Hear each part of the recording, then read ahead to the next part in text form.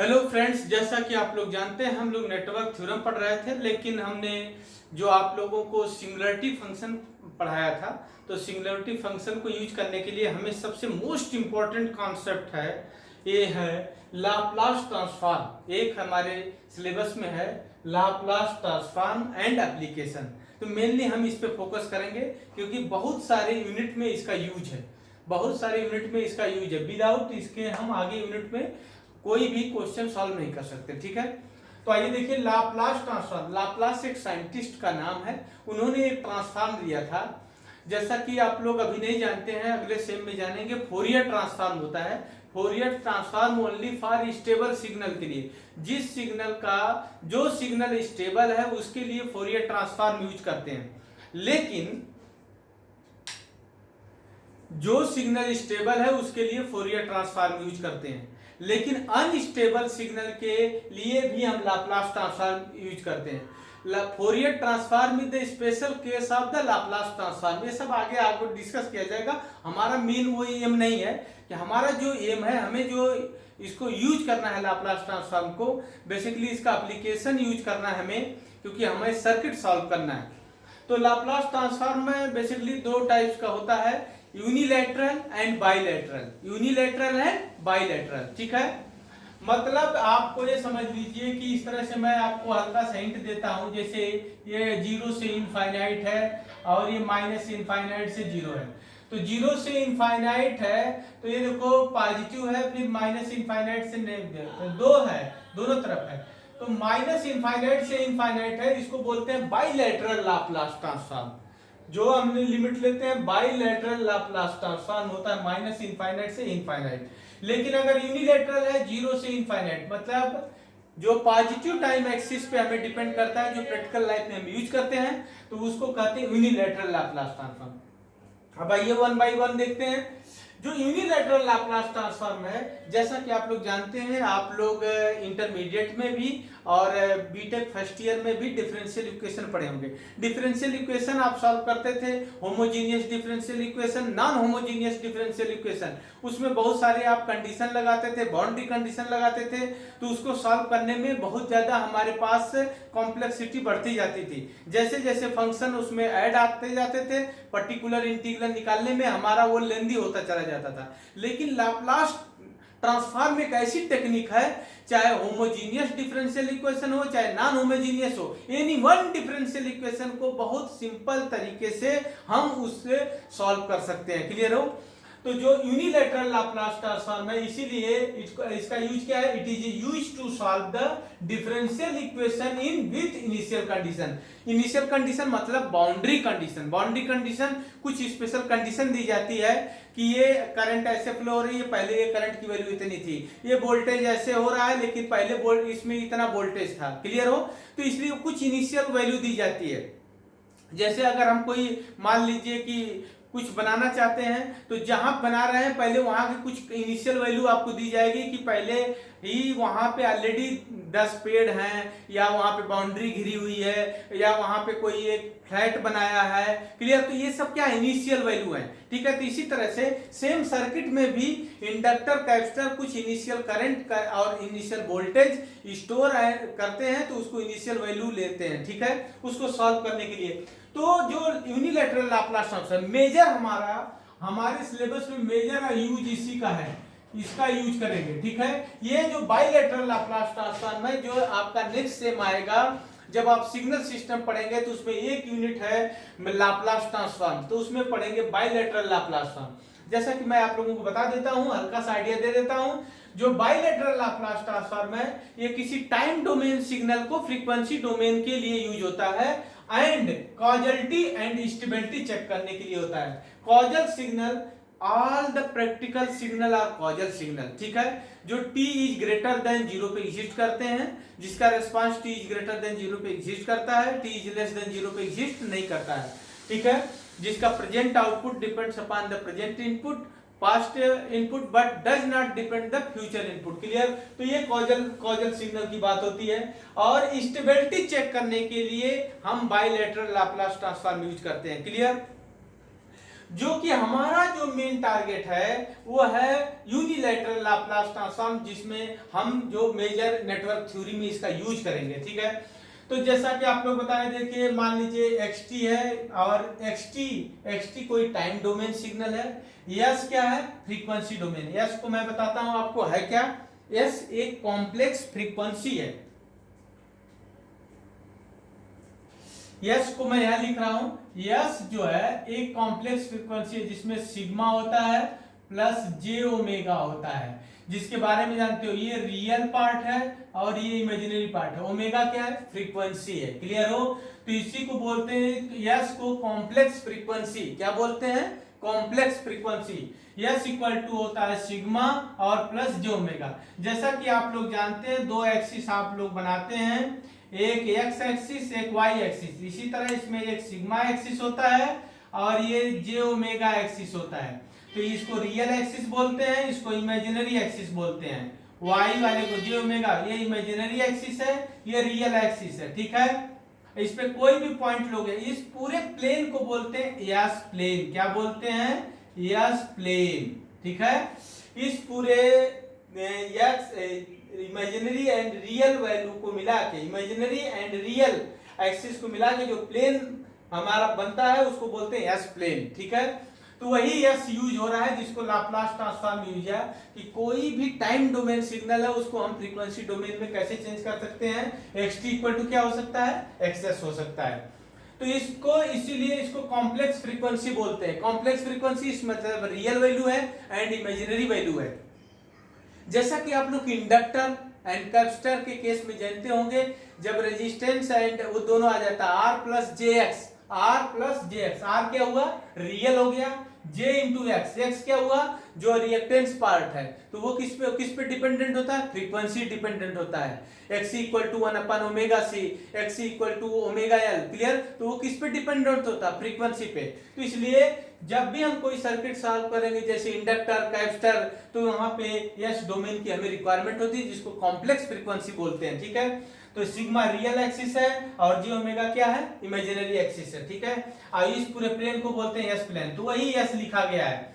तो Laplace transform, Laplace ने क्या किया कि मान लीजिए कोई सिग्नल xt है, इसको तुरंत एक्सेस में चेंज कर देंगे, तो उसने इसका फार्मूला दिया कैपिटल एक्स, ये देखिए कैपिटल एक्स ब्रैकेट में यस, यस मतलब आपने फ्रीक्वेंसी डोमेन में चेंज करना है, और ये लिमिट लेंगे। जब यूनिलैटरल लाप्लास ट्रांसफॉर्म है तो लिमिट कहां से होगी, 0 से इनफाइनाइट xt की power minus st dt। Clear, और जब बाइलेटरल लाप्लास ट्रांसफॉर्म है तो आप देखिए X s equal to minus infinite से इनफाइनाइट xt के power minus st dt। Clear, तो इसमें देखिए माइनस इनफाइनाइट से इनफाइनाइट कवर हो रहा है, लेकिन इसमें केवल ओनली 0 से इनफाइनाइट कवर हो रहा है। ठीक है, तो ये केवल कॉजल सिग्नल के लिए ही यूज होता है, कॉजल सिस्टम के लिए यूज होता है। तो हमें जो प्रैक्टिकल लाइफ में यूज होता है वो यही यूज होता है, तो इसलिए हम इसको यूज कर रहे हैं। ये आगे हम चेक करेंगे, हमें इसकी फ्रीक्वेंसी रिस्पांस और कॉजलिटी एंड स्टेबिलिटी के लिए चेक करेंगे। क्लियर, अब हमने बताया कि आप लोगों को लाप्लास ट्रांसफॉर्म बहुत ही इफेक्टिव टेक्निक है किसी भी ऑर्डिनरी डिफरेंशियल इक्वेशन को सॉल्व करने के लिए, किसी कॉम्प्लेक्स डिफरेंशियल इक्वेशन को सॉल्व करने के लिए बहुत ही इफेक्टिव टेक्निक है। क्लियर,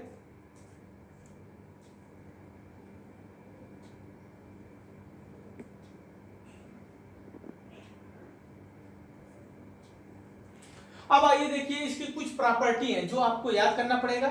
अभी तो मैं याद करवा रहा हूं, बाद में याद करने की जरूरत नहीं पड़ेगी। जब आप इसको बार बार यूज करेंगे तो आप इसके आप वो हो जाएंगे, हैबिट हो जाएगी, आपको याद करने की जरूरत नहीं पड़ेगी। तो इसमें ये देखिए मैंने ऊपर लिखा ये प्रॉपर्टी है, फिर ये ft सिग्नल है और इसका लाप्लास ट्रांसफॉर्म। तो देखो ये प्रॉपर्टी होती है लीनियरिटी प्रॉपर्टी। लीनियर क्या मतलब है, किसी एक सिग्नल का लाप्लास ट्रांसफॉर्म निकालेंगे, फिर दूसरा सिग्नल का, दोनों को ऐड कर देंगे तो उसका लाप्लास ट्रांसफॉर्म क्या होगा।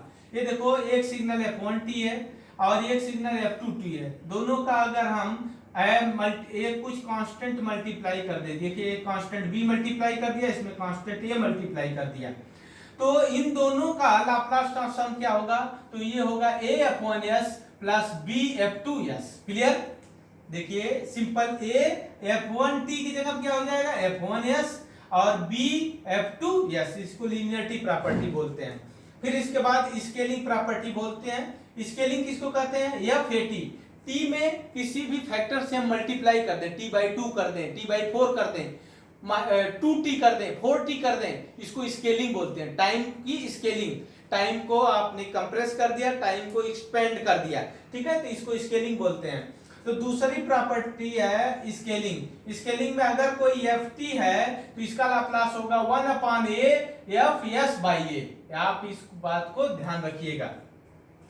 फिर अगली प्रॉपर्टी टाइम शिफ्टिंग, मतलब आप लोगों में बताया ut का लाप्लास अगर आपको पता है तो ut-2 का लाप्लास क्या होगा, उसको कैलकुलेट करने के लिए ये देखिए टाइम शिफ्टिंग प्रॉपर्टी का हम यूज करेंगे। टाइम शिफ्टिंग प्रॉपर्टी क्या कहती है? अगर यह t-a है, ut-a है, तो इसका लाप्लास होगा e⁻−as Fs। इसका लाप्लास क्या होगा? e⁻−as Fs। तो देखिए ये यूनिट से शिफ्ट हो रहा है, ut ये यूनिट से कोई सिग्नल ये यूनिट से शिफ्ट हो रहा है, ठीक है। फिर फ्रीक्वेंसी शिफ्टिंग, अगर मान लीजिए टाइम डोमेन में e⁻−at ft है तो इसका फ्रीक्वेंसी डोमेन क्या हो जाएगा? Fs+a। तो यहाँ पे जो -a है यहाँ पे ये ऐड हो जाएगा, किसमें? यस में ऐड हो जाएगा। यहाँ किसमें है? टाइम डोमेन में है। यहाँ पे किसमें है? फ्रीक्वेंसी डोमेन में। क्लियर? इसी तरह टाइम डिफरेंशिएशन प्रॉपर्टी है, सबसे मोस्ट इंपॉर्टेंट प्रॉपर्टी है टाइम डिफरेंशिएशन प्रॉपर्टी, हम इसको यूज करेंगे।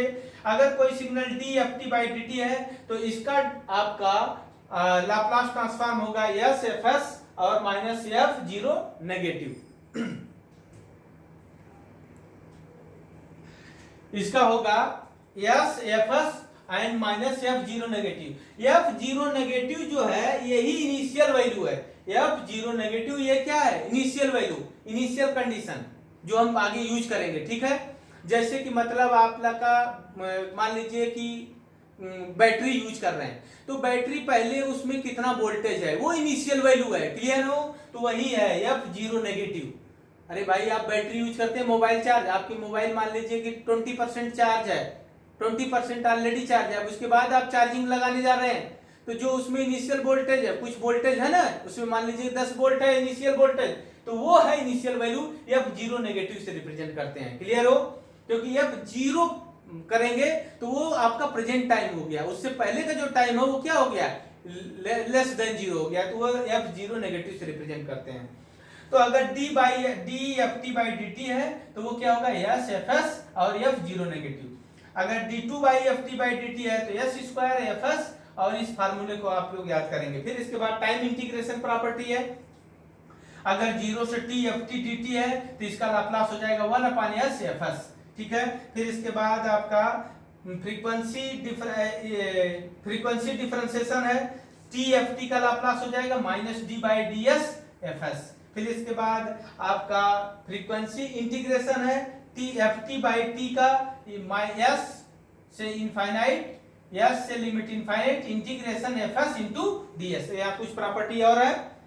टाइम पेरियोडिसिटी, अगर कोई सिग्नल बार बार पेरियोडिक है, जैसे कि साइनसॉइडल सिग्नल है, पीरियोडिक क्या है? 2π तक, ठीक है, तो वैसे सिग्नल का लाप्लास ट्रांसफॉर्म हम निकालेंगे f1s/1 e⁻−st। ये मैं आगे बताऊंगा। क्लियर हो? ये लाइन बाय लाइन एक एक चीज मैं आगे बताऊंगा। क्लियर हो? जहां जैसी रिक्वायरमेंट होगी मैं इसको बताता चला जाऊंगा। अभी आप इसको समरी के रूप में ले लीजिए और ये फार्मूले आप 2 बार लिख के प्रैक्टिस कर डालिए। अगर ये फार्मूले अगर आपको याद है तो आगे की यूनिट हमें समझने में बहुत आसानी होगी, ठीक है। अगर फिर भी अगर इसमें जो मैं मोस्ट इंपॉर्टेंट बता रहा हूं जैसे कि स्केलिंग, शिफ्टिंग और ये टाइम डिफरेंशिएशन, इसकी मैं बार बार यूज करूंगा, उसको जरूर याद कर लिए। फिर इनिशियल वैल्यू है, फाइनल वैल्यू है, कन्वोल्यूशन, कन्वोल्यूशन है, दो सिग्नल है f1t कन्वॉल्व विद f2t, तो इसका लाप्लास होता है f1s इंटू f2s। इसका मतलब convolution in time domain equal to multiplication in frequency domain. अगर मल्टीप्लिकेशन इन फ्रीक्वेंसी डोमेन है तो कन्वोल्यूशन इन क्या होगा? Time domain. ये सब आगे मैं डिस्कस करूंगा। तो बेसिकली ये लाप्लास ट्रांसफॉर्म है। बेसिकली ये लाप्लास ट्रांसफॉर्म है। लाप्लास एक साइंटिस्ट का नाम है। दो तरह के लाप्लास ट्रांसफॉर्म होते हैं, बाइलैटरल और यूनिलैटरल, जिसमें मेजर हम नेटवर्क एनालिसिस में यूनिलैटरल लाप्लास ट्रांसफॉर्म का यूज करेंगे, क्योंकि हमारे पास जो इक्वेशन बनेंगे या जो सर्किट बनेंगे वो डिफरेंशियल इक्वेशन में आएगा। डिफरेंशियल इक्वेशन को सॉल्व करने के लिए सबसे बहुत ही पावरफुल इफेक्टिव टेक्निक है यूजिंग द लाप्लास ट्रांसफॉर्म। दो तरह का, unilateral, bilateral. Bilateral Laplace transform से हम स्टेबिलिटी, कॉजलिटी एंड क्या बोलते हैं, फ्रीक्वेंसी रेस्पॉन्स देखेंगे। क्लियर, उस पे आगे हम डिस्कस करेंगे। वहीं से हम आरओसी का कॉन्सेप्ट बताएंगे, रीजन ऑफ कन्वर्जेंस का, जो सिग्नल सिस्टम में आपको बताया जाएगा। क्लियर हो, यहाँ पे हमें केवल इसकी रिक्वायरमेंट थी, हमने इसको अभी बताया। ठीक है, अभी इसमें हमने ज्यादा डिटेलिंग नहीं किया। वेयर यस क्या है, कॉम्प्लेक्स फ्रीक्वेंसी है। यस क्या है, कॉम्प्लेक्स फ्रीक्वेंसी। इसमें दो पार्ट होता है, real part and imaginary part. और इस पूरे प्लेन को जो बनते हैं उसको यस प्लेन बोलते हैं। इसमें ये रियल वैल्यू है और ये इमेजिनरी वैल्यू है। तो ये देखो आपके पास जैसे जैसे ये फ्रीक्वेंसी इंक्रीज डिक्रीज करोगे तो यस इंक्रीज और डिक्रीज होगा। ठीक है, तो इसीलिए यस को बोला जाता है कॉम्प्लेक्स फ्रीक्वेंसी। यस को क्या बोला जाता है, कॉम्प्लेक्स फ्रीक्वेंसी। क्या बोलते हैं, कॉम्प्लेक्स फ्रीक्वेंसी। ठीक है, तो किसी भी टाइम डोमेन सिग्नल को लाप्लास डोमेन में चेंज करने के लिए या फ्रीक्वेंसी डोमेन में चेंज करने के लिए कैपिटल एक्स, टाइम डोमेन में स्मॉल लेटर यूज करते हैं और फ्रीक्वेंसी डोमेन में कैपिटल लेटर यूज करते हैं। तो एक्सटी का लाप्लास क्या होगा, कैपिटल एक्स इंटू यस। ठीक है, ये सिंपल फार्मूला है। इस फार्मूले से हम हर सिग्नल का लाप्लास ट्रांसफॉर्म कैलकुलेट कर सकते हैं। क्लियर, जैसा कि हम ऑलरेडी आप लोगों को अभी आगे डिस्कस करेंगे। हमें लगता है कि आप लोगों को ये बेसिक इंट्रोडक्शन समझ में आया होगा और इसका आप लोग नोट्स बनाइए और ये सारे प्रॉपर्टी लिख के आप एक दो बार प्रैक्टिस करिए। Thank you.